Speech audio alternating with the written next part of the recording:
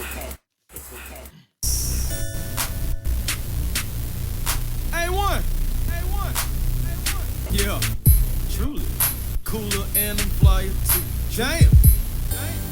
Cooler and I'm flyer too. A1 family, welcome back. What's happening? What's good? Welcome back to the show that's cool and fly too. A1 Forever Sports. I am Chris Tip Moore.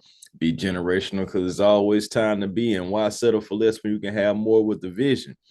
And I'm so glad my Atlanta Hawks seen the vision as they snapped a 3-game losing streak against the Orlando Magic in convincing fashion.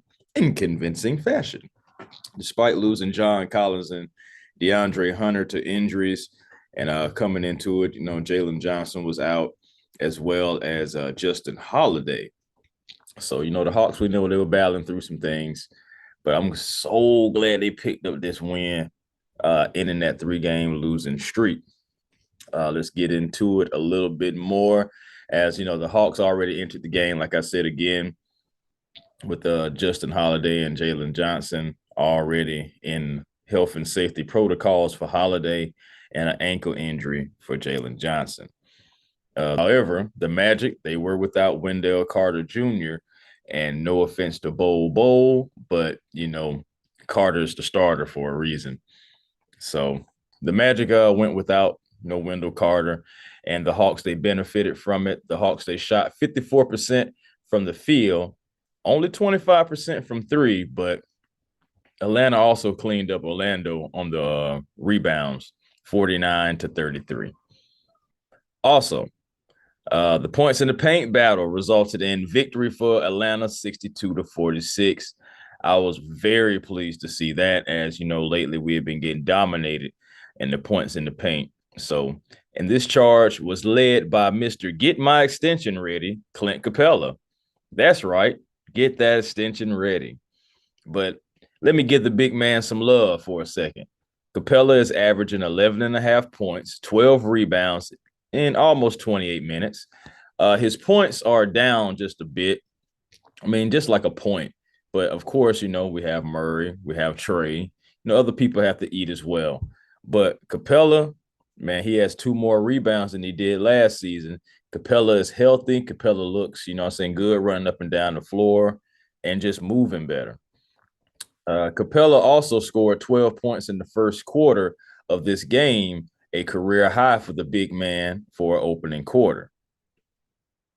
The Hawks, they won the offensive rebounding battle 14-6. Extra possessions, something that we all love here at A1 Forever Sports, and I'm sure, you guys as Hawks fans love that as well.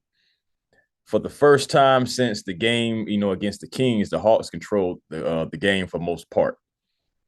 Trae Young produced his 55th 30-10 game, controlling the offense, finding the open man. Although Trae did shoot 2-11 from 3. Trae did lead the attack to the basket and helping the Hawks beat a team that they're supposed to beat, right? Okay. So Young also, a little nugget here, Young also became the 15th on the Hawks all-time scoring list. Yes, sir. So, passing milestones in the victory, and I'm happy to see it.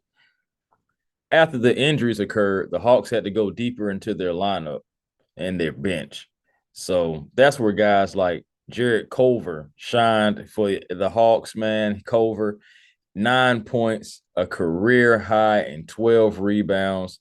Culver, he can still play some perimeter defense as well. And it showed Terrence Ross two of six from the three, 33%. And Ross is one of the Magic's better 3-point shooters. Kind of held him in check and came in for DeAndre Hunter as he exited. Funny how those two are on the same team now as they played against each other in that NCAA game, NCAA championship game to be exact. The Hawks, they had 9 different players to score against the Magic. 5 of those players scored double digits. The Hawks shot 50%, 23 of 46 in the second half, but their outside shooting is still a concern for me as they went 4 for 19 from 3 in the second half as a team combined. Now, I know the Hawks are, they're not a team that really shoots a lot of threes. They only get up about 30 per game. But so I'm really hoping that once Bogey comes back, the percentage and attempts also go up. Um, It'll be a great addition. I'm saying we really need to get into the habit of trying to create more 3-point attempts, but also making those 3-point attempts just because of the league that we're in right now. Moving forward, let's give a little love to DJ. DJ, who dropped 27 points last night. He scored 12 of his 27 points in the second quarter, which he played that entire quarter. And I definitely want to see more of Trey and DJ on the floor together more often. It puts a strain on defenses and makes them have to adjust to what you're doing. Random thought, though. How interesting will it be to have Bogey and AJ on the floor together in certain situations? Talk about some shooting the lights out. We hope. I want to get to these injuries before I close out here. Justin Holiday has already been ruled out against the Nuggets with COVID-19 protocols. JC, he's already been ruled out as well. He has that sprained ankle. He's expected to miss at least Friday's game. Hopefully, with the weekend off, that will help JC's ankle rest up and he'll be able to gear up for the Thunder on this coming Monday, December 5th. Jalen Johnson, he is questionable with he missed the last 2 games with the ankle injury. This is actually better than what we've been previously seeing about Jalen Johnson's status for the game, as he was doubtful previously. But now, seeing the fact that he is, listed questionable is actually encouraging. So hopefully Johnson will be able to be healthy enough, because I expect to see a heavy dose of him if he's healthy. No John Collins. As for DeAndre Hunter, Hunter will also miss Friday's game against Denver. He has a right hip flexor strain, and Brad Rowland of Locked On Hawks reported that first.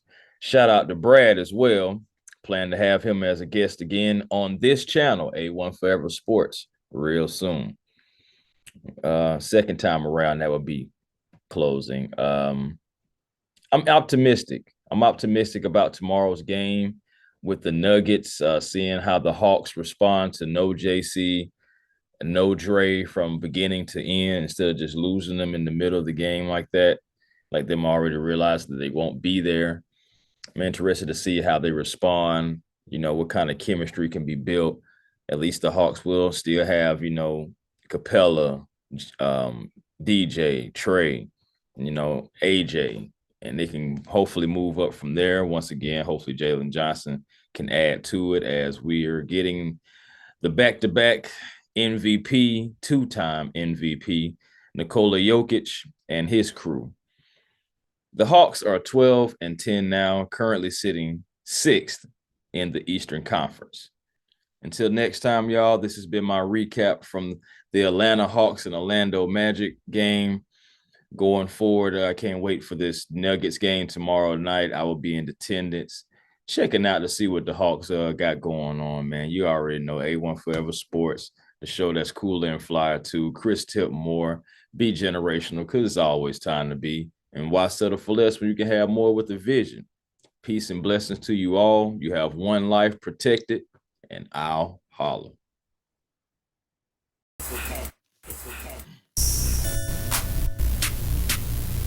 A1. Yeah, truly. Cooler and I'm flyer too. Jam. Cooler